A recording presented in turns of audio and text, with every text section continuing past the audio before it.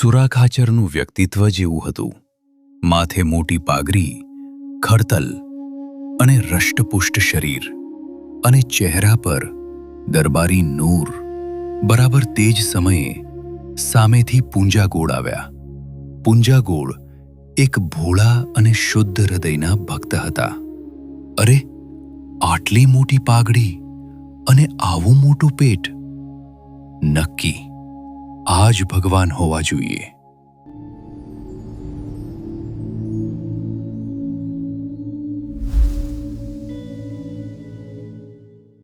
વડતાલના સુપ્રસિદ્ધ ફૂલ ડોલોત્સવમાં ભક્તોને દિવ્ય રંગે રંગ્યા બાદ શ્રીજી મહારાજ પવિત્ર કારિયાણી ગામમાં પધાર્યા.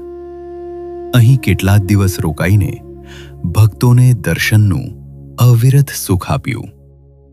ત્યારબાદ ભગાડોશીનો પ્રેમ સ્વીકારવા તેઓ બોટાદ પધાર્યા અને ત્યાં સુંદર રસોઈ જમીને ભક્તના મનોરથ પૂર્ણ કર્યા. બોટાદથી આગળ વધતા મહારાજ નાગડકા, ભેંસજાળ અને ધંધુકા જેવા ગામોના ભક્તોને ન્યાલ કરતા રોજકા ગામે પધાર્યા. રોજકા ગામમાં કાકાભાઈ નામના એક પરમ ભક્ત રહેતા હતા. ભગવાન શ્રીહરિ માટે તેમના હૃદયમાં અનન્ય નિષ્ઠા અને અખંડ પ્રીતિ હતી. જ્યારે તેમને ખબર પડી કે સાક્ષાત પૂર્ણ પુરુષોત્તમ નારાયણ તેમના આંગણે પધારી રહ્યા છે, ત્યારે તેમના હરખનો પાર ન રહ્યો. કાકાભાઈના મનમાં એક બહુ જ ઉમદા વિચાર આવ્યો. મારા ઈષ્ટદેવ સ્વામિનારાયણ ભગવાન સ્વયં મારે ઘેર પધારે છે, તો શું આ સુખ માત્ર હું જ લઉં?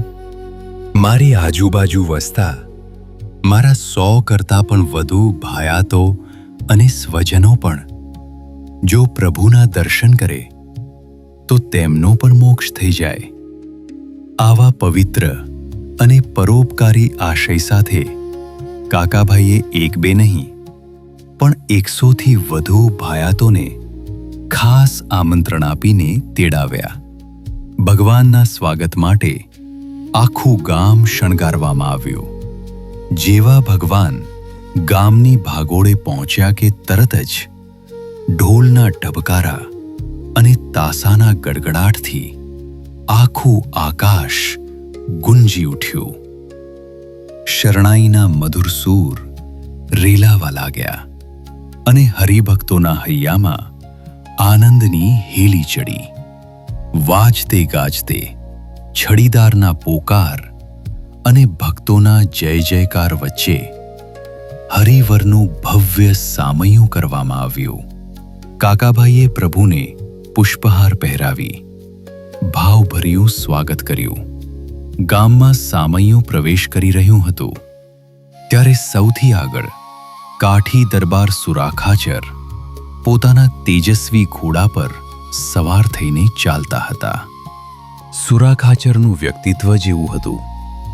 માથે મોટી પાઘડી, ખરતલ અને રષ્ટપુષ્ટ શરીર, અને ચહેરા પર દરબારી નૂર. બરાબર તે જ સમયે સામેથી પૂંજાગોળ આવ્યા. પૂંજાગોળ એક ભોળા અને શુદ્ધ હૃદયના ભક્ત હતા, પણ તેમણે ક્યારેય સ્વામિનારાયણ ભગવાનને પ્રત્યક્ષ જોયા નહોતા કે તેમને ઓળખતા નહોતા. સુરાખાચરની ભવ્યતા જોઈને પૂંજાગોળના મનમાં તુરંત વિચાર આવ્યો. અરે, આટલી મોટી પાઘડી અને આવું મોટું પેટ! નક્કી આ જ ભગવાન હોવા જોઈએ.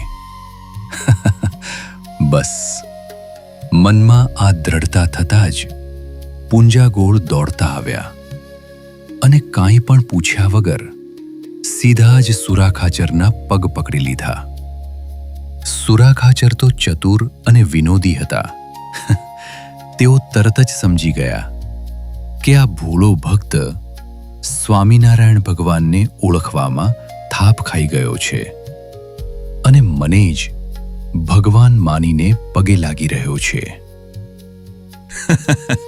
સુરાખાચરે હસતા હસતા પૂંજાગોળને મર્મમાં કહ્યું, બાપુ, થાપ ખાઈ ગયા. તમારો હાથ તો ઘેંસમાં પડ્યો હશે. કાંઈ વાંધો નહીં. જ્યારે ખબર ન હોય ત્યારે આવું જ થાય. સુરા ખાચરે આગળ હસતા મુખે માર્ગદર્શન આપતા કહ્યું, હવે જો તમારે લાડવા, જલેબી અને કંસાર જેવું દિવ્ય સુખ માણવું હોય તો જરા પાછળ જુઓ. પેલા 3 છોગલાવાળી પાગ ધારણ કરીને સંતો અને ભક્તોના મંડળની વચ્ચે જે તેજસ્વી મૂર્તિ છે એ જ સાક્ષાત ભગવાન છે. પુંજાગોળ પણ કેવા ભોળા અને શ્રદ્ધાળુ.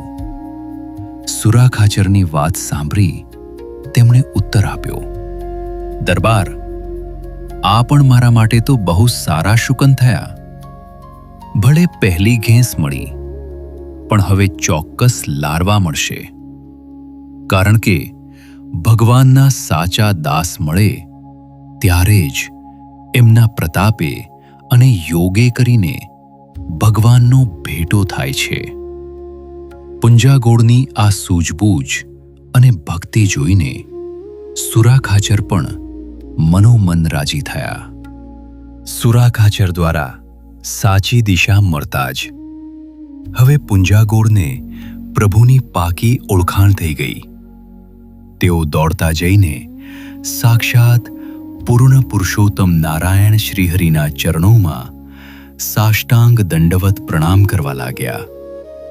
અંતર્યામી પ્રભુ તો બધું જ જાણતા હતા, છતાં પુંજાગોળ સાથે રમૂજ કરતા બોલ્યા, બાપુ, તમે તો હમણાં જ ભગવાનને પગે લાગીને આવ્યા છો, તો હવે ફરીથી આ કોના દર્શન કરવા આવ્યા છો? ત્યારે પુંજા ભક્તે અત્યંત ભોળા ભાવે જ્ઞાનસભર ઉત્તર આપ્યો, હે પ્રભુ, પહેલા મને આપના ઉત્તમ ભક્તના દર્શન થયા અને એ ભક્તના પ્રતાપે જ આજે મને સાક્ષાત ભગવાનના દર્શન થયા છે. પુંજાગોળની આ ભોળી ભક્તિ જોઈ મહારાજ અતિશય પ્રસન્ન થયા. આમ હાસ્ય અને વિનોદની હેલીઓ રેલાવતા શ્રીહરિ ભવ્ય સામૈયા સાથે રોજકા ગામમાં પધાર્યા. રોજકા ગામની ધરા તો પ્રેમાળ ભક્તોથી મહેકી રહી હતી, જેનો ઉલ્લેખ નિષ્કુળાનંદ સ્વામીએ ભક્ત ચિંતામણીમાં બહુ સુંદર રીતે કર્યો છે. ગજો વિસો રવો છે કઢવી, દેવોબાઈને ભગતિ ભાવી. ક્ષત્રિય ભક્ત કાકોભાઈ કહીએ, માનોભાઈ હઠીભાઈ લહીએ. જાઈભાઈ દુદોભાઈ જન, ભક્ત મશરૂ આદિ પાવન. દ્વિજ ભક્ત જગો શિવરામ, કણબી રઘનાથ રોજ કે ગામ. રોજકા ગામે પહોંચી શ્રીહરિએ માનાભાઈના દરબારમાં ઉતારો કર્યો. સમગ્ર ગામમાં ભક્તિનો એવો જુવાળ આવ્યો કે સૌ ભક્તોએ ભેગા મળીને કરગરીને પ્રાર્થના કરી, હે દયાળુ, આપ અમારા ઘરોઘર પધરામણી કરી અમને ન્યાલ કરો એવી અમારી અંતરની ઈચ્છા છે. ભક્તોના આવા નિસ્વાર્થ પ્રેમને વશ થઈને ભગવાને એક એક ભક્તને ઘેર પધરામણી કરી અને તેમના વર્ષોના મનોરથો પૂર્ણ કર્યા. રોજકાના ભક્તોને દિવ્ય સુખ આપી મહારાજ ત્યાંથી સારનપુર પધાર્યા. અહીં શ્રીહરિએ શિસ્ત અને મર્યાદાનું એક અનોખું પ્રકરણ રાખ્યું. તેમણે આજ્ઞા કરી કે અગાઉથી પરવાનગી મેળવ્યા વિના કોઈએ દર્શન કરવા આવવું નહીં. આ પ્રકરણ પાછળ પણ પ્રભુનો કોઈ ગૂઢ હેતુ અને ભક્તોની ધીરજની કસોટી છુપાયેલી હતી. ભગવાન શ્રીહરિની લીલાનો ક્રમ જ કંઈક એવો અદ્ભુત હતો. એક બાજુ તેઓ ભવ્ય સામૈયા અને ઉત્સવો કરીને ભક્તોને હેતથી ન્યાલ કરતા અને બીજી જ ક્ષણે દર્શન પર પ્રતિબંધ મૂકીને આકરા પ્રકરણો પણ ચલાવતા. આ પાછળ પ્રભુનો એક બહુ ઊંડો હેતુ રહેલો હતો. તેઓ ભક્તોને માત્ર ઉત્સવના આનંદમાં જ રાચતા રાખવા નહોતા માંગતા, પણ તેમને નિયમ અને ધર્મમાં પાકા કરી એક આદર્શ સમાજનું નિર્માણ કરવા માંગતા હતા. મહારાજ જાણતા હતા કે જ્યાં સુધી જીવ શિસ્ત અને મર્યાદાના આકરા તપમાંથી પસાર ન થાય ત્યાં સુધી તેનું મનોબળ દ્રઢ થતું નથી. તેથી જ એક બાજુ પુંજાગોળ જેવા ભક્તો સાથે રમૂજ કરીને તેમની ભક્તિ સ્વીકારતા, તો બીજી તરફ શિસ્ત પાલનના આગ્રહ દ્વારા ભક્તોની ધીરજની કસોટી પણ કરતા.